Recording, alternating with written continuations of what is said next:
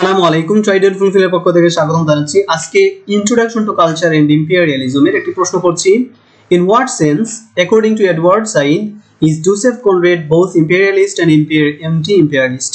Edward Said তার এই বইয়ের মধ্যে উল্লেখ করেছেন যে জোসেফ কনরেড তিনি একজন সাম্রাজ্যবাদী এবং সাম্রাজ্যবাদ বিরোধী লেখক। তো এটা কিভাবে উপস্থাপন করার জন্য বলছি। আমরা স্টাডি গাইড থেকে পড়ছি, স্টাডি গাইডের পেজ নাম্বার ডেসক্রিপশনে দেয়া আছে, সবাই বের করবে এবং পয়েন্টগুলো মার্ক করে রাখবে এবং অবশ্যই মনোযোগ দিয়ে শেষ পর্যন্ত লেকচারটি দেখবে।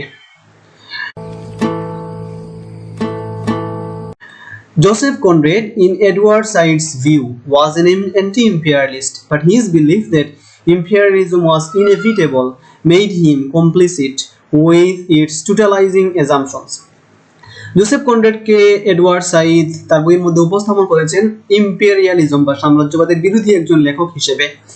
তার যে লেখাটি রয়েছে হার্ট অফ ডার্কনেস, এটি আমাদের সিলেবাসের মধ্যে রয়েছে, সেখানে তিনি ইম্পেরিয়ালিজমকে নেগেটিভলি তুলে ধরেছেন। এজন্য তিনি বলেছেন যে জোসেফ কনরেড তিনি সাম্রাজ্যবাদের বিরোধী, কিন্তু তিনি বিশ্বাস করতেন যে ইম্পেরিয়ালিজম বা সাম্রাজ্যবাদ এটি একটি অনিবার্য বিষয়, এটি হবেই, এটি দূর করার কোনো উপায় নেই। এই চিন্তাটার পরে এটা একটু ডাউট লেগে যায় যে তিনি সাম্রাজ্যবাদের পক্ষে ছিলেন না বিপক্ষে ছিলেন।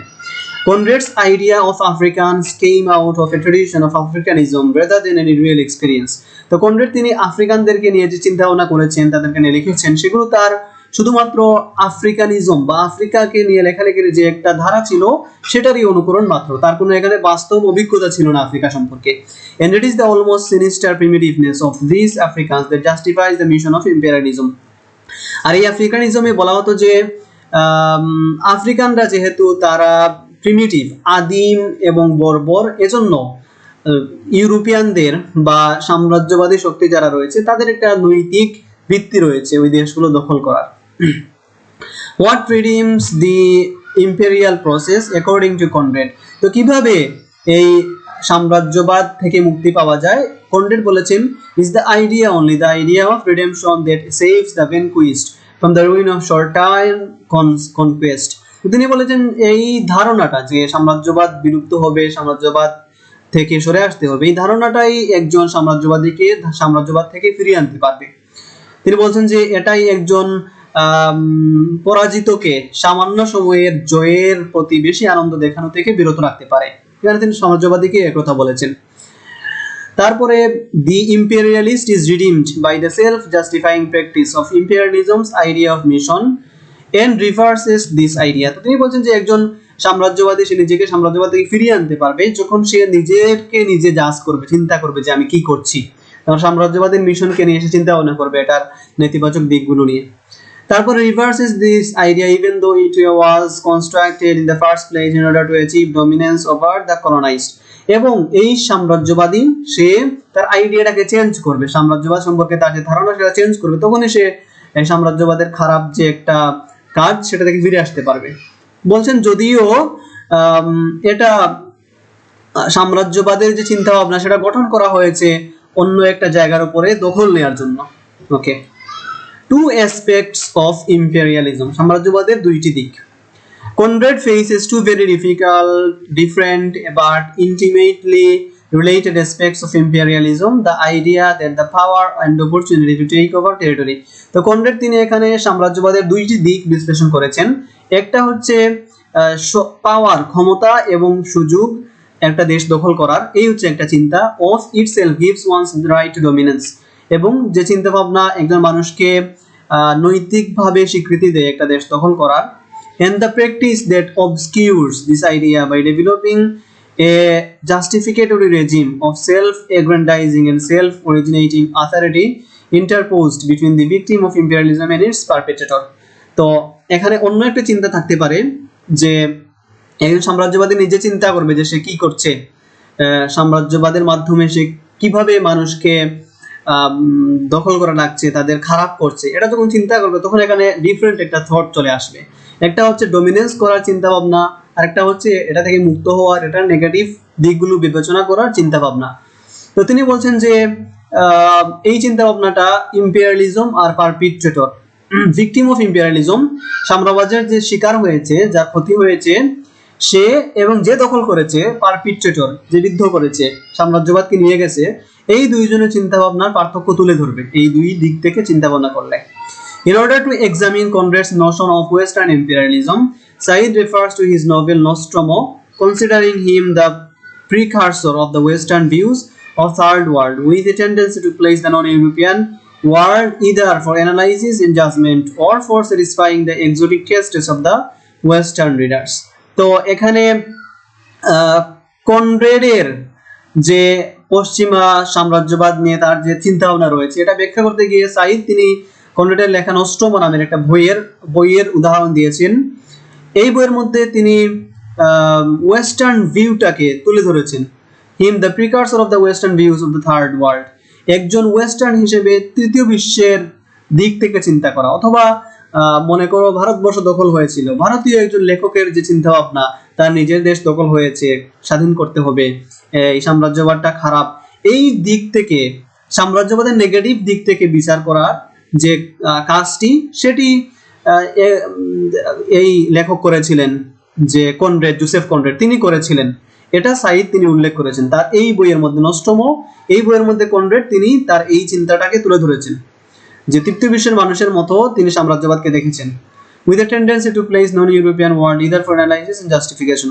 তো তিনি কি জন্য করেছেন, হতে পারে তিনি ব্যাখ্যা করার জন্য এরকম একটা চিন্তা করেছেন, নেগেটিভ বিপরীত দিক থেকে, একজন ইউরোপীয় হিসেবে সাম্রাজ্যবাদের পক্ষে চিন্তা না করে তিনি বিপরীত দিক থেকে চিন্তা করেছেন, অথবা হতে পারে জাজমেন্ট, বিচার করার জন্য চিন্তা করেছেন, অথবা হতে পারে satisfying the exotic টেস্টেস of the western readers. Western যারা পাঠক ছিলেন, সেই পাঠকগুলো অন্যান্য দেশের মানুষের চিন্তা ভাবনা কিরকম সেটা যাতে তারা বুঝতে পারে, এজন্যই হয়তো তিনি এটা লিখে রাখতে পারেন। তো এখানে তিনি অনেকগুলো কারণ ব্যাখ্যা করেছেন কেন নস্ট্রোমোতে তিনি একজন সাম্রাজ্যবাদের শিকার হওয়া ব্যক্তির চিন্তা ভাবনাকে তুলে ধরেছেন। ওকে, তারপরে imperial dominance in British fictions, তিনি বলছেন যে ব্রিটিশ যারা লেখক ছিল তাদের যে কথা সাহিত্য ছিল অথবা তাদের উপন্যাস ছিল, সেগুলিতে কিভাবে সাম্রাজ্যবাদী কর্তৃত্বকে বা ক্ষমতাকে তারা উপস্থাপন করেছিল। Imperial dominance by the end of 19th century was a principal concern rather than a shadowy reflection in British fictions। তো 19 শতকের দিকে যে নভেলগুলো ছিল সেগুলোতে সাম্রাজ্যবাদ এটা অনেক বড় একটা বিষয় হয়ে ওঠে। সাম্রাজ্যবাদকে তারা পরোক্ষভাবে সাপোর্ট দিয়ে উপন্যাস লিখতে থাকে সাম্রাজ্যবাদী দেশের লেখকরা অথবা ব্রিটিশ লেখকরা। Conrad's Nostromo is set in an independent, not a colonized Central American republic ruled by a foreign power। এখন এই যে নস্ট্রোমোর একটু কাহিনী ব্যাখ্যা করছে যে এটা একটা স্বাধীন দেশের মধ্যে এই কাহিনীটি সংঘটিত হয়, নস্ট্রোমোর কাহিনী, যেটা not a colonized Central American republic ruled by a foreign power because of its immense silver mine। তো মধ্য আমেরিকার একটি দেশের কথা বলছেন যেটি কলোনাইজড নয় এবং অন্য দেশের একটা শক্তি সেটাকে পরিচালনা করে, এটার যে রূপার খনি ছিল এই খনির জন্য। In this fiction, Conrad predicts the unstoppable unrest and misrule of the Latin American republics। তো ল্যাটিন আমেরিকার যে দেশগুলো ছিল সেগুলোর যে অস্থিরতা, বিশৃঙ্খলা, সেগুলো তিনি এখানে তুলে ধরেছেন। And at the same time, he unmasks much of the technique of the post-Cold War American notion of new world order, proclaiming triumph and responsibility with self-congratulation। তো তিনি এখানে ল্যাটিন আমেরিকার দেশগুলোর যে অস্থিরতা সেটাকেও তুলে ধরেছেন এবং সাথে সাথে ঠান্ডা যুদ্ধের পরবর্তী সময়ে, স্নায়ু যুদ্ধের পরবর্তী সময়ে আমেরিকার যে একটা দখলদারি চরিত্র ফুটে ওঠে এবং তারা সেটাকে অনেকটা নৈতিক ভিত্তি দিতে চেষ্টা করেছিল নিউ ওয়ার্ল্ড অর্ডার এই ফ্রেজের মধ্য দিয়ে আমেরিকানরা, যে তারা যে কাজগুলো করছে সেগুলোর উপরে তারা একটা সেলফ কনগ্রাচুলেশন দিত, নিজেরা কোনো একটা কাজ করে নিজেরাই আবার নিজেদেরকে বড় হিসেবে দেখাতো যে আমরা অনেক বড় কাজ করেছি, আমাদেরকে ধন্যবাদ দেওয়া উচিত, আমরা আমাদেরকে ধন্যবাদ দিচ্ছি, এরকম আমেরিকানরা করতো। তো তিনি এটা এখানে উপস্থাপন করেছেন নাটকের মধ্যে। ভিডিওটি ভালো লাগলে লাইক করেন, নতুন নতুন ভিডিও দেখার জন্য সাবস্ক্রাইব করে দিন। Subscribe guys. Okay. Now it is true that Conrad ironically sees the imperialism of the Sun Tom silver mines British and American owners as ruined by its own pretensions and impossible ambitions। তো তিনি এখানে ironically ব্যঙ্গ বিদ্রুপের মাধ্যমে সাম্রাজ্যবাদকে দেখেছেন, ইম্পেরিয়ালিজমকে সানটম silver mine, এই যে খনি যেটা ছিল, খনির জন্য গিয়েছিল বিদেশিরা, সেই খনির যে ব্রিটিশ আর আমেরিকান মালিকরা ছিল তারা নিজেরা ধ্বংস হয়েছিল নিজেদের অ্যাম্বিশন বা উচ্চাকাঙ্ক্ষার জন্য। তারা এই করবে সেই করবে, অনেক বড় হয়ে যাবে, এই উচ্চাকাঙ্ক্ষার জন্য নিজেরাই ধ্বংস হয়েছিল ওই কাহিনীর মধ্যে। It is also true that he writes as a man whose Western view of non-Western world is deeply implanted in him to blind him to other histories and other cultures.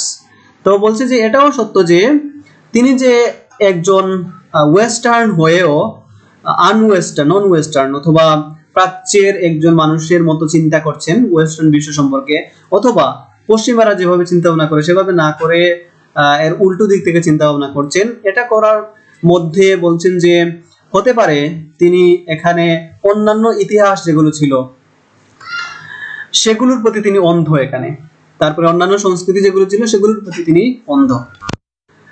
এরকম বোঝাচ্ছে যে তিনি যেহেতু তৃতীয় বিশ্বের ভিউ থেকে তিনি এই বিষয়টা দেখছেন, সেহেতু তিনি হয়তো ওই ভিউটার মধ্যেই অন্ধ রয়েছেন, তিনি অন্য কোনো কিছু চিন্তা করতে পারছেন না। তারপরে দেখি কি লেখা, Conrad can see only a world totally dominated by the Atlantic West. তিনি পুরো পৃথিবীটাকেই দেখছেন যে আটলান্টিকের পশ্চিমের অঞ্চল দ্বারা দখলকৃত, অথবা পশ্চিমা বিশ্ব আমেরিকাকে বোঝাচ্ছেন। In which every opposition to the west only convinces us of the west wicked design. তো তার যে চিন্তা ভাবনা, সেই চিন্তা ভাবনার মধ্যে every opposition to the west, পশ্চিমের যত বিরোধী পক্ষ রয়েছে, only convinces us of the west wicked design, তারা শুধুমাত্র পশ্চিমা বিশ্বের খারাপ দিকগুলোই নিয়ে বিবেচনা করে থাকে। তো হতে পারে এটা কনরাডকে এটা অন্ধর মতো করে দিয়েছে যে তিনি এখানে পশ্চিমাদের শুধুমাত্র দোষটাই দেখছেন। Thus his novel reveals the paternalistic arrogance of imperialism, which is ridiculed through the characters of Goud and Holroyd. Okay. তিনি এখানে যে সাম্রাজ্যবাদীদের একটা অহংকার ছিল সেটাকে রিডিকিউল করেছেন বা ব্যঙ্গ বিদ্রুপ করেছেন, উপহাসের ভাষায় উপস্থাপন করেছেন গৌড আর হলরয়েড এই দুই চরিত্রের মাধ্যমে। তারপরে আসছে conclusion. Thus Conrad is anti-imperialist when he tends to highlight the corruption of overseas domination. তিনি হচ্ছেন সাম্রাজ্যবাদের বিরোধী একজন লেখক যখন তিনি সাম্রাজ্যবাদীদের যে কর্তৃত্ব রয়েছে সেটার দুর্নীতিগুলো তুলে ধরেছেন। He is imperialist when he fails to concede to the fact that Africa or South America could ever have an independent history or culture. তো তিনি এটা স্বীকার করছেন না যে দক্ষিণ আমেরিকা অথবা আফ্রিকা তাদের একটা আলাদা ইতিহাস রয়েছে, আলাদা সংস্কৃতি রয়েছে, স্বাধীন সংস্কৃতি, স্বাধীন ইতিহাস রয়েছে, সেটা তিনি স্বীকার করছেন না। এই অর্থে তিনি একজন সাম্রাজ্যবাদী। কিন্তু সাম্রাজ্যবাদী আবার সাম্রাজ্যবাদী নন, এই দুই দিক থেকে তাকে বিচার করা যায় জোসেফ কনরাডকে। তো এই ছিল আমাদের আজকের আলোচনার বিষয়। যদি কথাগুলো বুঝতে একটু কঠিন মনে হয়, লেকচারগুলো দুই একবার শুনবে, দেখবে অনেকটাই ক্লিয়ার হয়ে যাবে। আর বই তো যেহেতু সামনে আছে, আমরা বই থেকে পড়বো, আন্ডারলাইন করা আছে, এগুলো আন্ডারলাইন করে রাখবো, আর এগুলো মনে রাখলে অনেকটাই পারা যাবে পরীক্ষায়। ধন্যবাদ সবাইকে দেখার জন্য। চ্যানেলটি সাবস্ক্রাইব করে রাখবে এবং যে সকল ফ্রেন্ড আমাদের চ্যানেল সম্পর্কে জানে না অবশ্যই তাদেরকে জানিয়ে দেবে এবং আমাদের চ্যানেলের লেকচারগুলো শেয়ার করতে পারবে, তাদের সাথে তাদের উপকার হবে। ধন্যবাদ সবাইকে।